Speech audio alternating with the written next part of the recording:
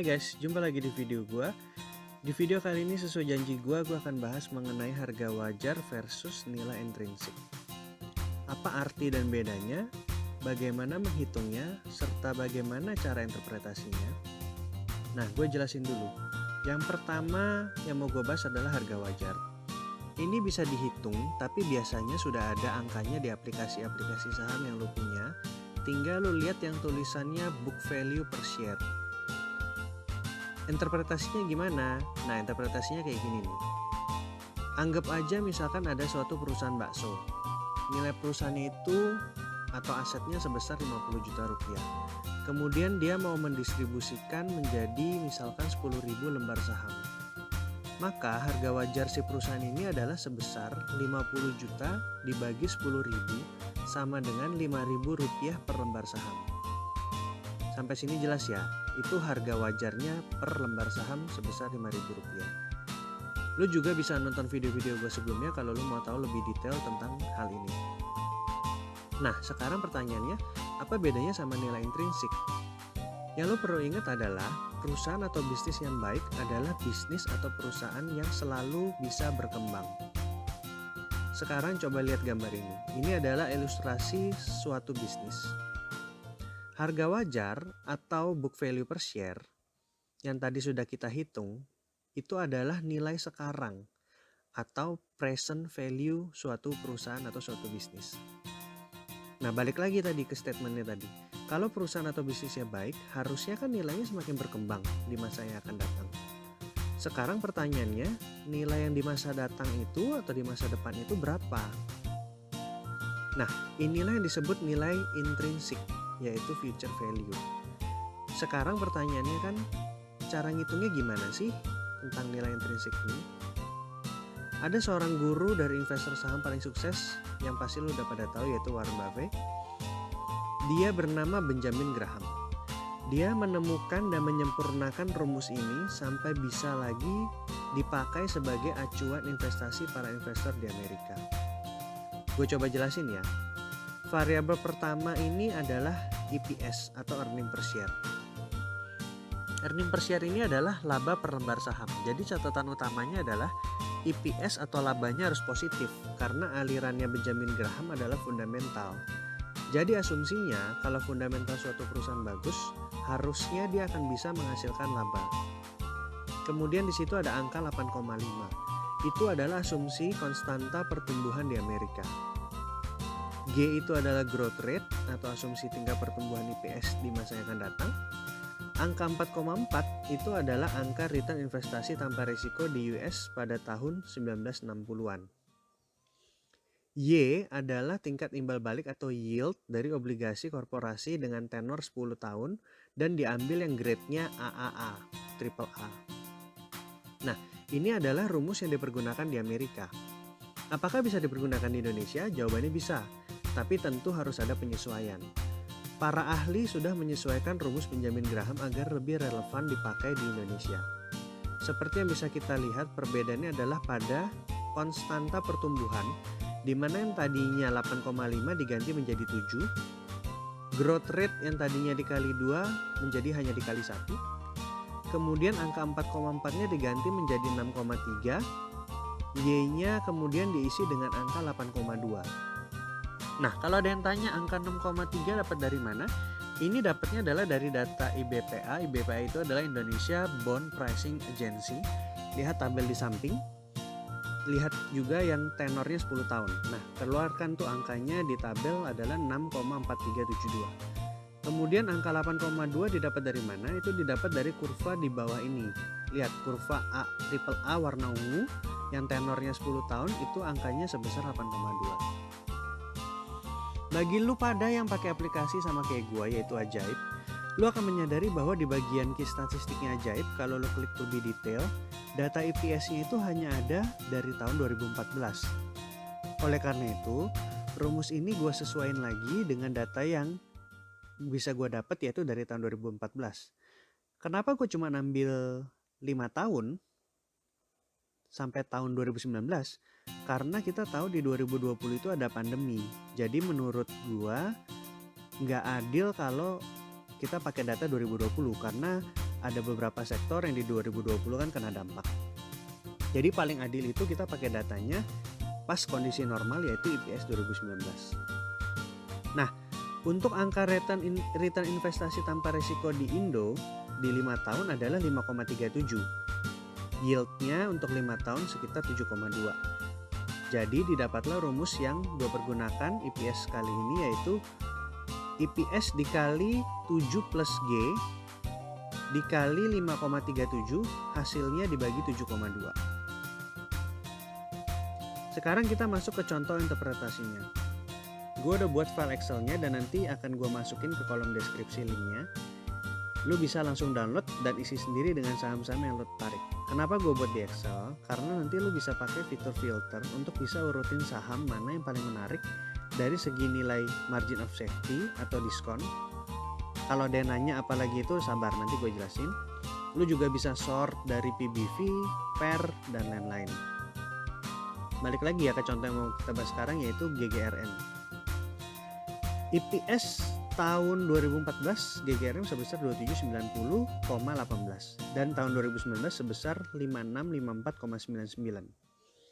Perhatiin sebentar di sini, gue mau jelasin ke lu gimana cara dapat datanya, karena emang sedikit perlu effort, tapi worth it banget karena nggak kayak variabel PBV PER yang bisa langsung lu lihat.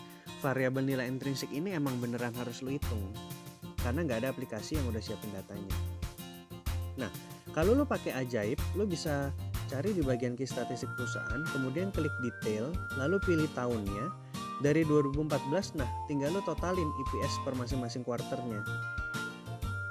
Kalau lo pakai Stockbit, lo harus ke yang versi desktop, karena gue udah coba di versi mobile nggak ada. Ke versi desktop atau PC, lo ke bagian financial report, kemudian pilih tahunan atau annual, kemudian cek yang tahun 2014. Kalau lo pakai aplikasi yang lain dan mungkin gak ada datanya, nah lo bisa cari di Google, kemudian ketik ini, data IPS GGRM 2014. Nanti kemudian pilih yang source-nya dari idx.co.id, kemudian kalau udah buka, scroll ke halaman ketiga, nanti lo bisa nemu nilai IPS-nya di situ. Sekarang balik lagi ya, kalau lo udah dapat dua data itu, IPS 2014 dan 2019, nah kita tinggal hitung compound annual growth rate-nya atau CAGR ya, CAGR-nya. Rumusnya itu udah gue masukin di Excel, jadi lu sebenarnya tinggal masukin angkanya nanti keluar. Cuma kalau lu mau tahu rumusnya kayak gini rumusnya. Nah, dapatlah CAGR-nya 15,18%. Kemudian lu jadiin ke G jadi 15,18. Jadi konstanta-konstanta yang tadi kan udah gue jelasin ya. Jadi sekarang lu tinggal masukin angkanya tuh. Untuk variabel IPS yang lo masukin adalah IPS 2019. Kenapa lo masukin IPS 2019? Karena asumsinya kita mau hitung nilai intrinsik GGRM 5 tahun ke depan dari tahun 2019.